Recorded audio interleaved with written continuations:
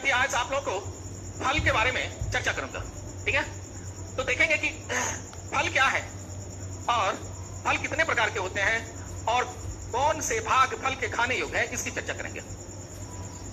सबसे पहली बात कि फल क्या है, तो पुष्प के परिपक्व अंडाशय को फल कहते हैं और यह फल, ये जो फल बनता है वह पराग कण और अंडाणु के निषेचन के बाद अंडाशय के विकसित होने से बनता है। ये फल 3 प्रकार के देखे जाते हैं। पहला सत्य फल, इसको हम लोग वास्तविक फल भी कहते हैं। अंग्रेजी में इसको हम लोग ट्रू फल भी कहा जाता है। दूसरा है असत्य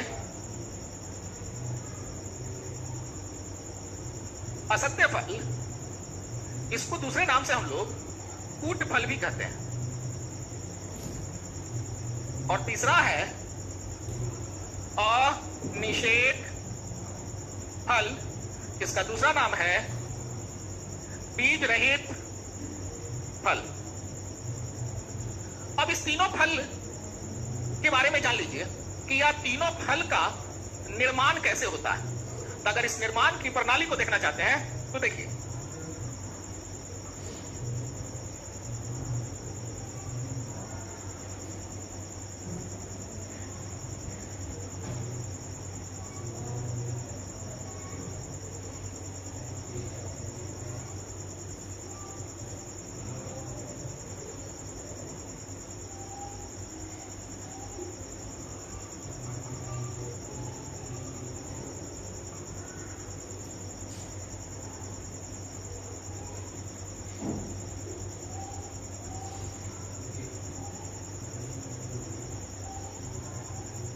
ये पुष्प का स्त्री जनन अंग है, अर्थात मादा जनन अंग है, जिसमें यह जो होता है जिसको आप कहते हो वर्तिकाग्र,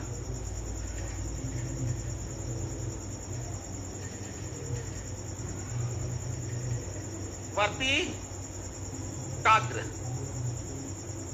और ये जो पाइप की तरह जो देख रहे हो इसको कहते हैं हम लोग वर्तिका, और ये जो फुला हुआ भाग है इसको हम लोग कहते हैं अंडाशय। और इसमें आप देखेंगे क्या कि इस टाइप का ये सब अंडाणु है, ये अंडाणु है। और ये मान लिया जाए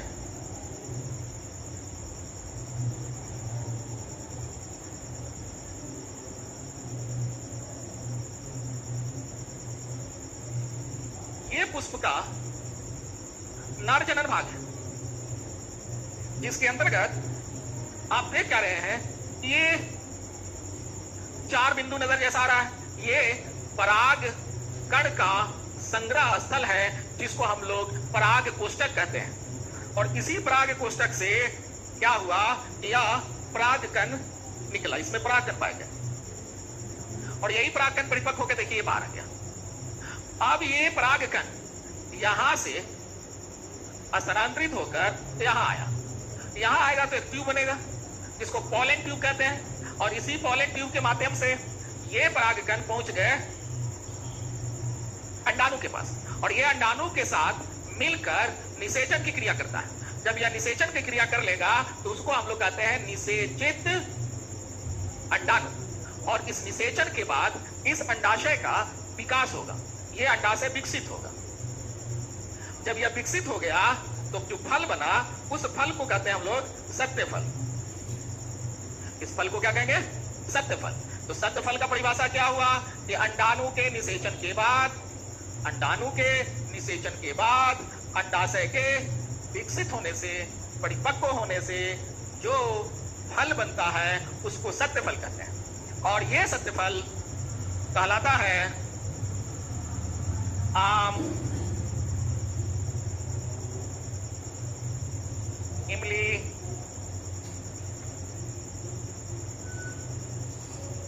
संतरा, यह सब कहलाए सत्य फल।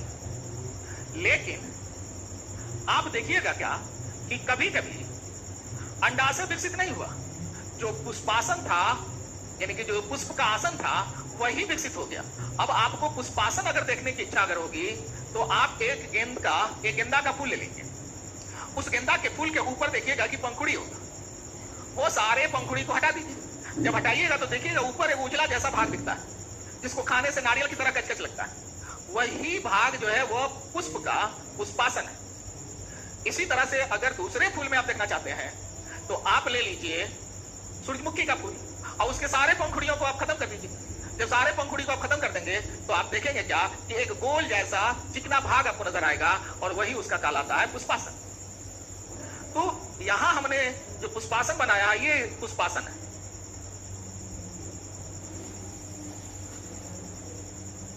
अब क्या हुआ कि अंडाशय विकसित ना होकर पुष्पासन विकसित हो गया।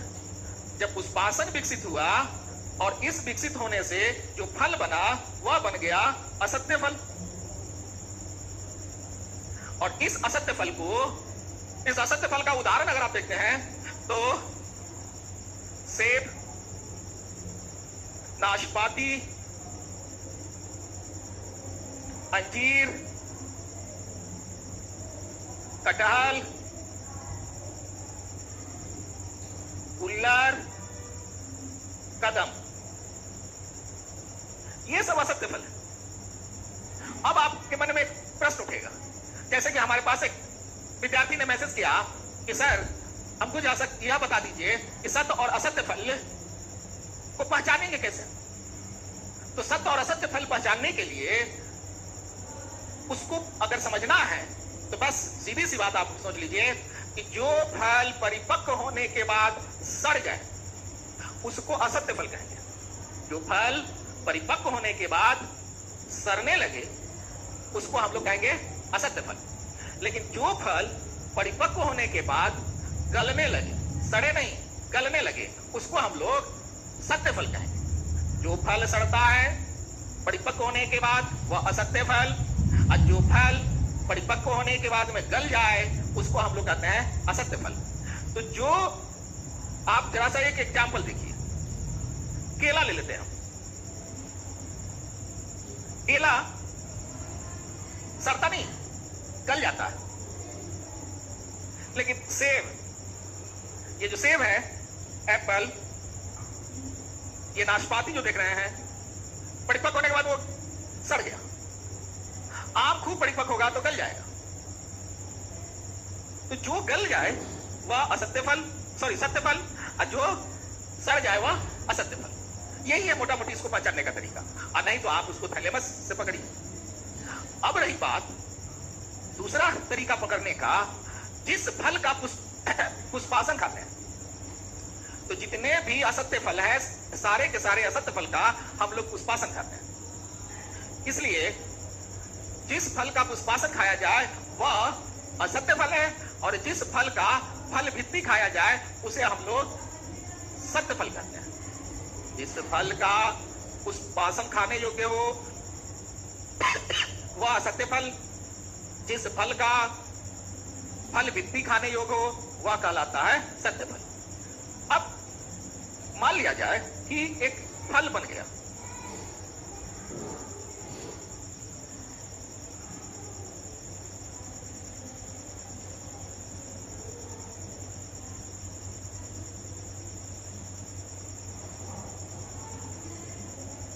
सपोज कीजिए कि यह आम है।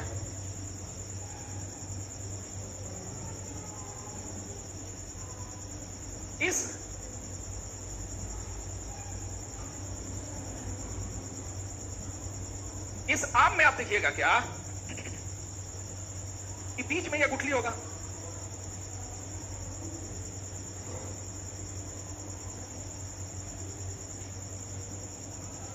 ये बाहर वाला जो छिलका आप बाहर निकाल देते हैं वह कहलाता है बाह्य फल भित्ति।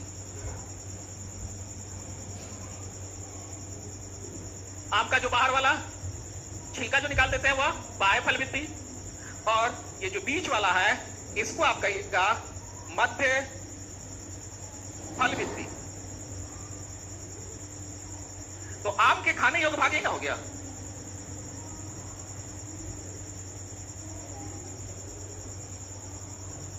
और अंदर वाला जो गुठली वाला क्षेत्र होता है उसको हम लोग कहते हैं अंतःफल भित्ति।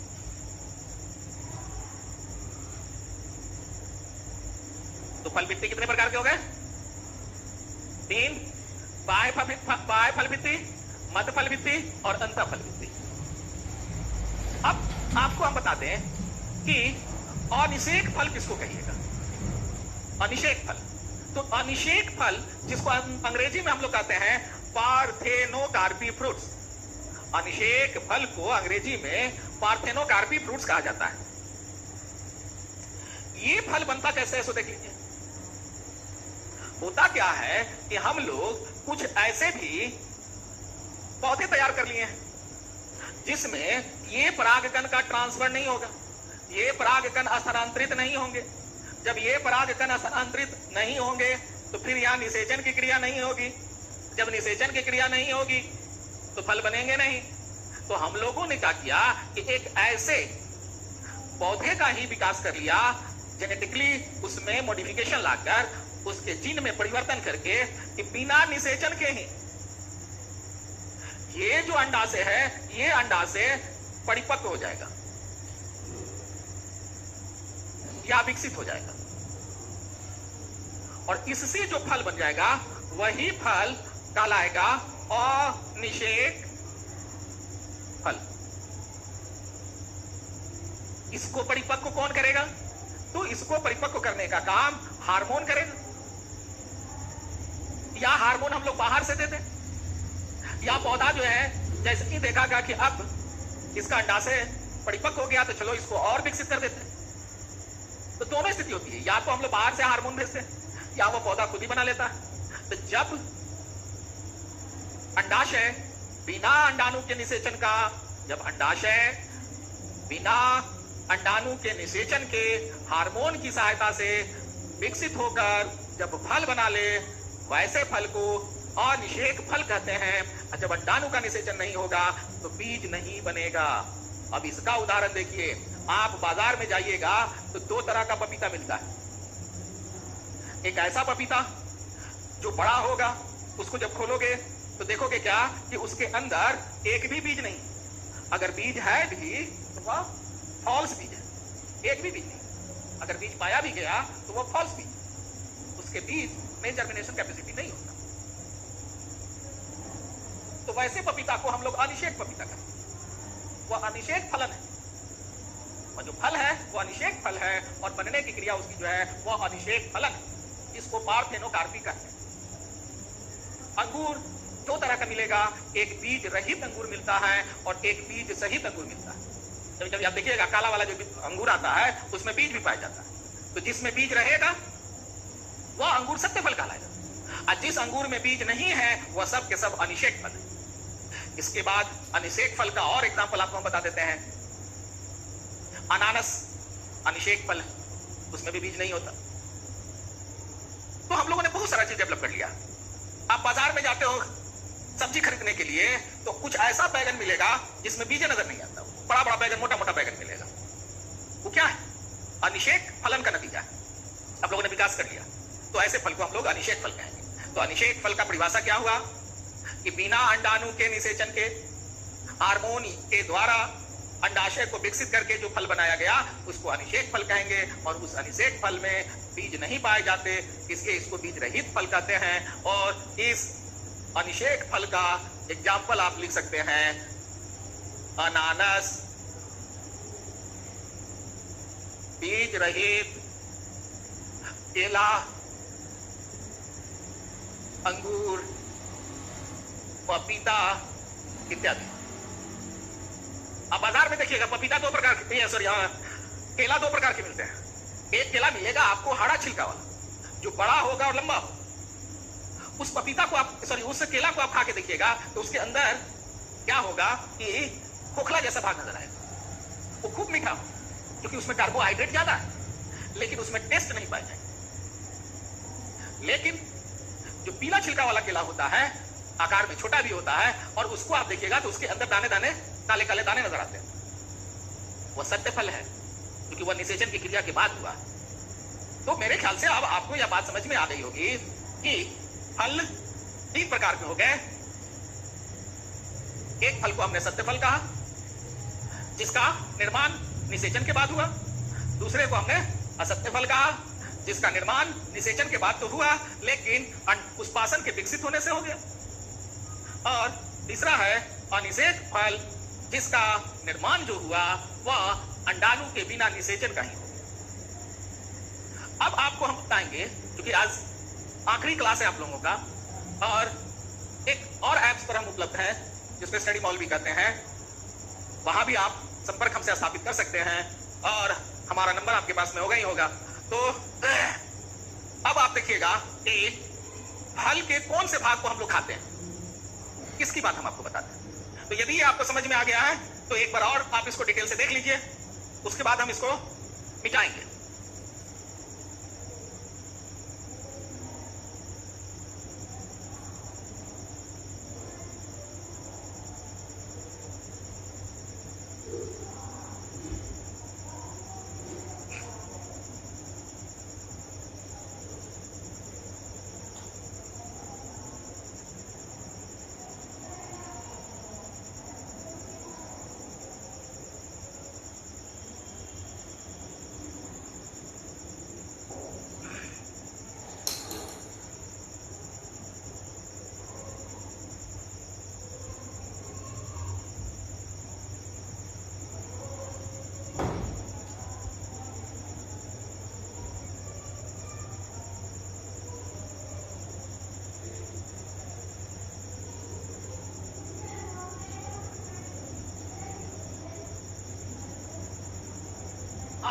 आम, इमली,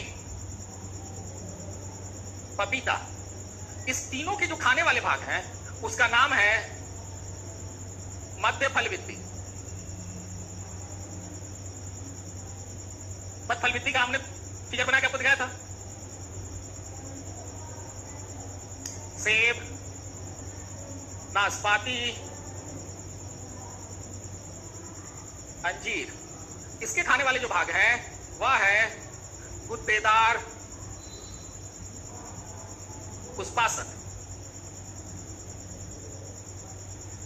यहां तक कि अमरूद या भी जो है वह सत्य फल में ही आता है, उसका भी हम लोग पुष्पासने खाते हैं। पुष्पासन और बीजाडासन, बीजाडासन मतलब कि जो बीज का आसन है।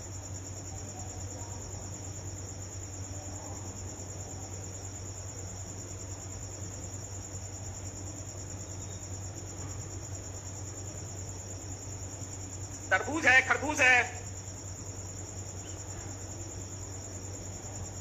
इसका बाह्य फल वित्ती को छोड़कर मध्य एवं और केला भी मध्य एवं अंतः फल वित्ती।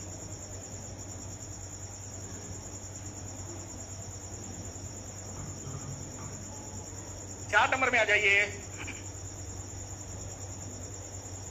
कटहल, इसका हम लोग पड़ी दल और पुष्पासन, कटहल का जो कुआ खाते हैं जो वही उसका पड़ी दल है।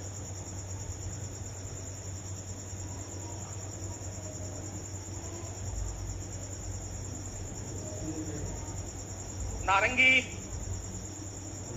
नींबू,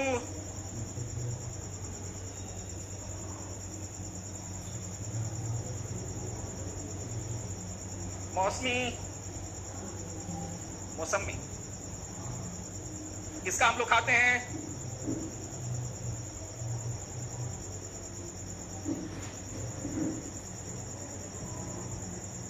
रसदार रोम।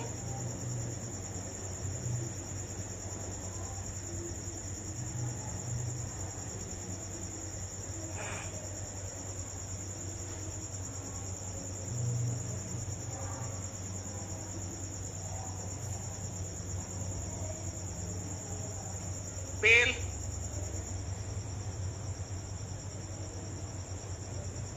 मध्य फल भित्ति एवं बीजांडासन।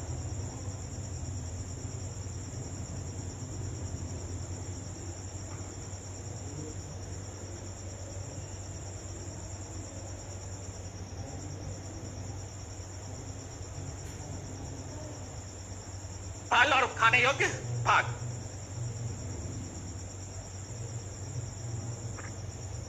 इसमें देखिए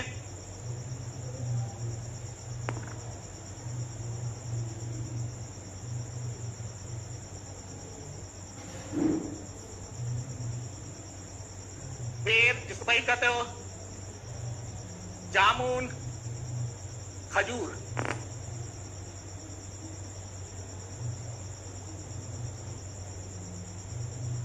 बेर, जामुन, खजूर।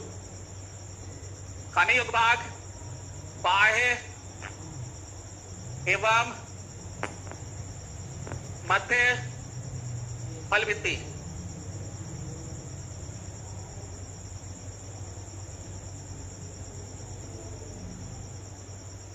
नारियल, नारियल एवं सभी प्रकार का अनाज। अनाज मतलब चावल, गेहूं, भोर्न, पोष। नारियल का बाह्य फल भित्ति और मध्य फल भित्ति दोनों सूख कर रेशा बन जाता है और वो रेशा से हम लोग रस्सी चटाई बनाते हैं। लेकिन जो सीड बचा वही सीड के अंदर पानी रहता है। अब उस पानी के बाहरी छोर पर यानी कि सीड के सीड को, सीड आवरण, बीज आवरण और जल के बीच में एक मोटा उजला लेयर होता है जो वह भ्रूण पोष है। भ्रूण मतलब नवजात शिशु और पोष मतलब कि पोषण। वो अपने नवजात शिशु के लिए भोजन इकट्ठा करके रखा था जिसको हम लोग निकाल कर खा जाते हैं। तो वो जो नारियल का भाग खाते हैं वह उसका भ्रूण पोष है। हम लोग चावल खाते हैं तो धान का ऊपरी छिलका हटा दिया, तो जो हटाया हमने वो क्या हटाया? वो तो सीड कोट हटाया, बीज आवरण हटा दिए, बीज का आवरण हटा दिए। तो बीज का सीड का आवरण जब हटा दिए तो जो बचा वो तो भ्रूण पोष बचा। तो भ्रूण पोष हम लोग खाते हैं। राहर का दाल खाते हो, राहर का क्या किया? ऊपर वाला छिलका हटा दिया, जो बचा वो तो उसका भ्रूण पोष था, वो खा जाते हैं हम लोग। तो ये आपके प्रमुख फल और उसके खाने योग्य भाग होते हैं। आपको अगर कोई भी समस्या आ जाए, हमारा नंबर आपके पास में है, आप अपने समस्या को मेरे व्हाट्सएप पर भेज दीजिएगा और हमने आपको उसका जवाब दे देंगे। अब हम आपको बताएंगे कि सबसे बड़ा फल और सबसे छोटा फल कौन है, सबसे बड़ा फूल और सबसे छोटा फूल कौन है, इसके बारे में हम चर्चा करें। उसके बाद एक विद्यार्थी ने हमसे कहा था कि सर जरा सा एक बार और से हमको बता दीजिएगा एक बीजपत्री और द्विबीजपत्री के बारे में। तो वो भी हम आज आपको बता देंगे और आज के बाद बायोलॉजी का क्लास समाप्त हो जाएगा। जिस व्यक्ति को अगर चाहिए था कि नहीं थोड़ा सा हमें विस्तृत अध्ययन की बात होगी तो एक दूसरे ऐप हमने लाया है, हालांकि ये भी बहुत विस्तार से, इसमें भी कोई कमी नहीं है। लेकिन अगर कोई चाहता है कि नहीं हमको फिर से शुरू से रिवीजन चाहिए तो हम इस ऐप पर तो उपलब्ध है ही हैं, दूसरे ऐप पर भी हम उपलब्ध हैं जिसको हम लोग स्टडी मॉल भी करते हैं। तो इसलिए उसमें टेंशन लेने की जरूरत नहीं है। जितना भी हमने टॉपिक पढ़ाया है सारे टॉपिक को हमने विस्तार से बताया, उसमें कोई कमी नहीं रखी और आपके परीक्षा उपयोगी हमने बताया है।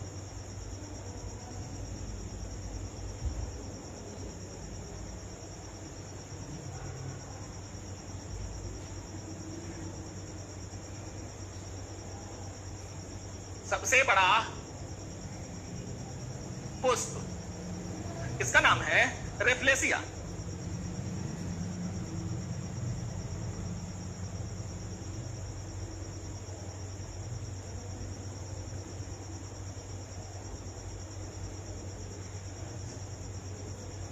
एक बार जान लीजिएगा, रेफ्लेसिया एक ऐसा फूल है जो पैरासाइटिक प्लांट होता है या परजीवी होता है, दूसरे के पौधे पर आश्रित रहता है और दुनिया का सबसे बड़ा फूल है। और इसकी गंध जो होती है वह सड़े हुए मांस की तरह होती है। और ये फल, ये फूल 2-4 दिन में नहीं, या 10 साल 11 साल पर एक बार विकसित होता है। और दूसरी बात, रिफ्लेशिया में पॉलिनेशन जो होता है वह हाथी के द्वारा होता है। एक परागकण दूसरे परागकण के द्वारा, परागकण का जो स्थानांतरण होता है वह हाथी के स्टैंपिंग से, एक पैर यहां एक पैर वहां रखता है, उसके द्वारा होता है।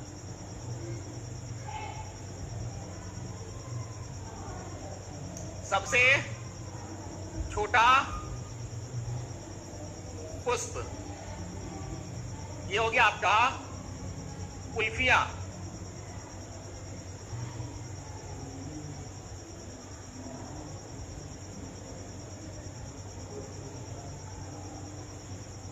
सबसे बड़ा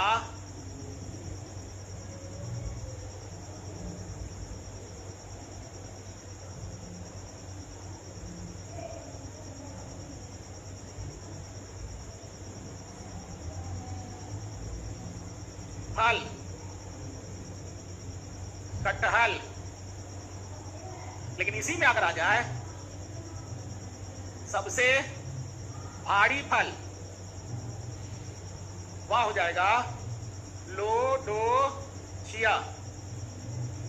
इसको हम लोग डबल कोकोनट भी कहते हैं, क्योंकि यह केरला में होता है। ये दो नारियल की तरह होता है।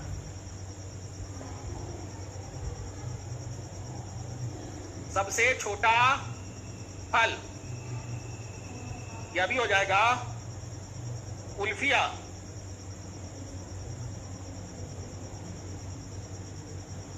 सबसे बड़ा, सबसे बड़ी कली,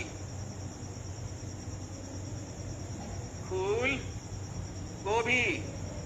और इसके खाने योग्य भाग जो है कलिका कहलाता है। और जो फूल गोभी फल बन गया, फूल बन गया, जो फूल गोभी अगर फूल बन गया तो फिर हम लोग उसको नहीं खाते। तो सबसे बड़ा कली, सबसे छोटी कली, ये भी हो गया उल्फिया। सबसे बड़ा पत्ता, विक्टोरिया रिजिया।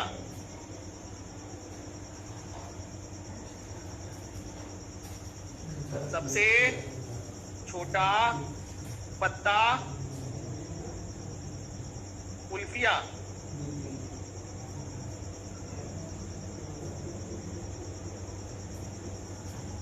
सबसे बड़ा बीज,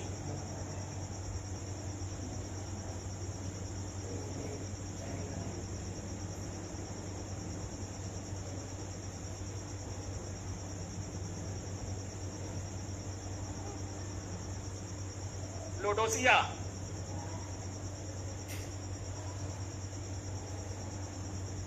सबसे छोटा बीज, यही केवल चेंज कर गया, ऑर्किड। ये याद रखिए, इसको आपको उतार लेना है। इसके बाद सबसे बड़ा पिजांड, यह है साइकस।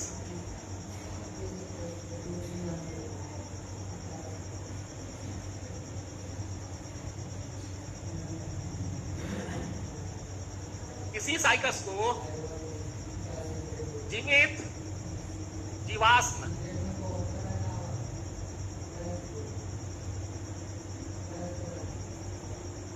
जीवित जीवाश्म भी कहते हैं। किसका? पादप का। और जंतु जगत का जीवित जीवाश्म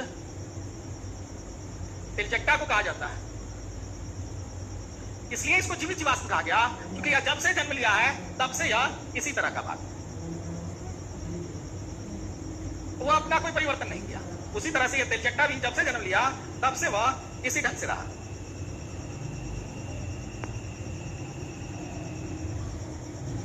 काट लिया विद्यार्थी, तो आगे इसको मिटाते हैं।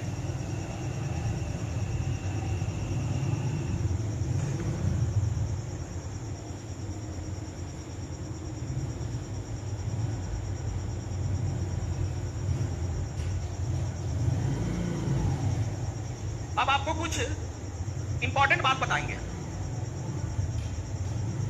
जल्दी इसको उतार लीजिए।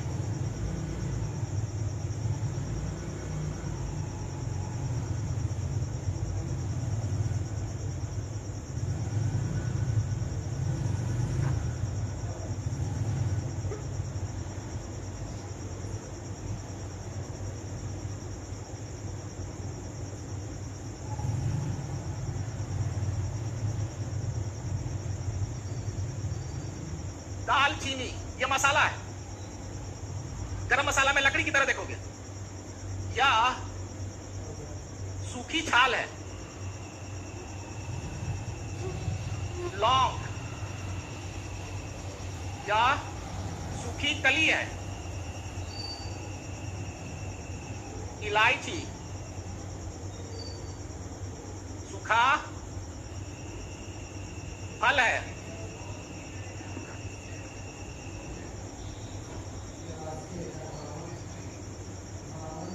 धनिया, जीरा,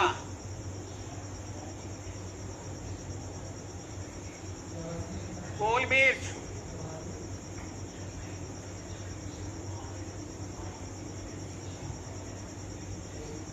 मेथी। ये सब जो मसाला हम लोग लेते हैं, ये सब क्या है? सूखा बीज है। लाल मिर्च सूखा फल है। तो आपसे ये परीक्षा में पूछता है ये कौन से भाग है, तो आपको इसमें ध्यान देना होगा। इसके बाद आपको हम कुछ शरीर के बारे में इंपॉर्टेंट बात बता दें, क्योंकि आज आखिरी क्लास है आप लोगों का, और हम आशा करते हैं कि आप लोग बायोलॉजी जो भी पढ़ा सब बात आपको स्पष्ट समझ में आ गई होगी। यदि नहीं समझ में आई होगी तो आपके पास मेरा नंबर है, आप वो क्वेश्चन आप हमको भेजिएगा, हम उसका जवाब दे देंगे।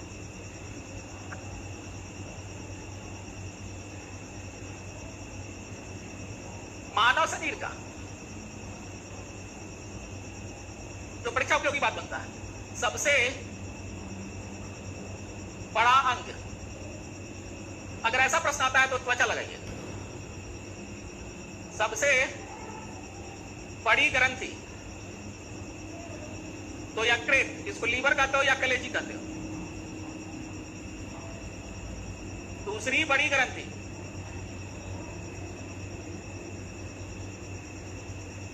अग्न्याशय, इसको कहते हैं हम लोग पैंक्रियाज। सबसे बड़ी अंतःस्रावी ग्रंथि, ये हो गया आपको औटू ग्रंथि।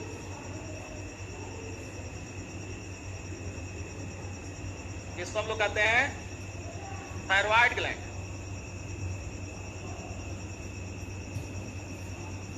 तो यहां तक हमने आपको बायोलॉजी बता दिया, ठीक है। और एक बच्चे का जो समस्या था, जो आपको व्हाट्सएप पर वो भेजा था कि सर एक बीजपत्री और द्विबीजपत्री को थोड़ा सा और बता दीजिए, तो जरा सा सुन लीजिए।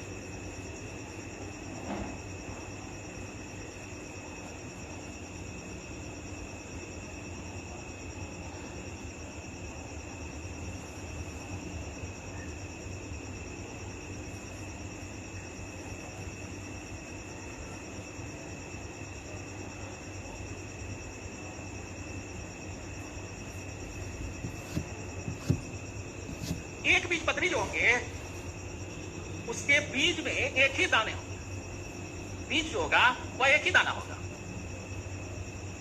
तो मान लिया जैसे ये चावल है, ये दो दाल नहीं बनेगा। लेकिन द्विबीजपत्री में क्या होगा, मान लो ये चना है और इस चना को आप कवर हटाइएगा तो दो बराबर से सिमेट्री भाग में बढ़ जाएगा। एक बीजपत्री का जो जड़ होता है वह जड़ झखड़ा जड़ होगा, झखड़ा जड़। और द्विबीजपत्री का जो जड़ होता है वह यह मुसला जड़ हो गया। एक बीजपत्री का पत्ता देखोगे ना,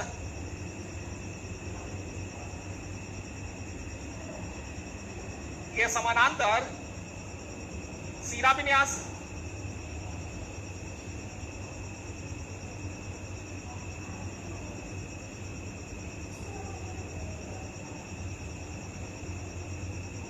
ये बीच में मिड रिब हो गया और इसके पैरेलल हो जाएंगे। इसका देखोगे क्या,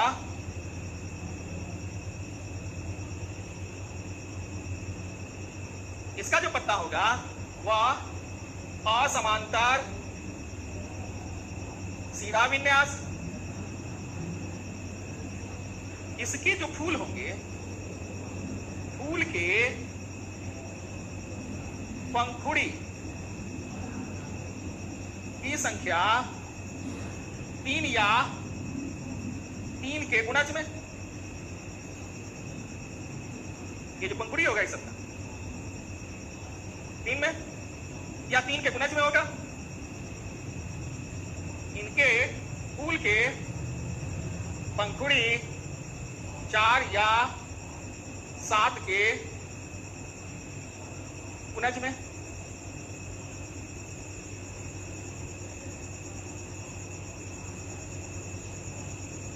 या इनके गुणज में। तो यही तो अंतर है एक बीजपत्री या द्विबीजपत्री में। तो ये आज का क्लास आपका बायोलॉजी समाप्त हुआ। आपको किसी भी तरह की अगर समस्या होगी तो आप जो है हमारे स्टडी मॉल ऐप पर भी आप संपर्क कर सकते हैं। पढ़ाई में कोई आपको अंतर नहीं होगा। हाँ, विशेष चीजें आप हमसे संपर्क करके पूछ सकते हैं। धन्यवाद।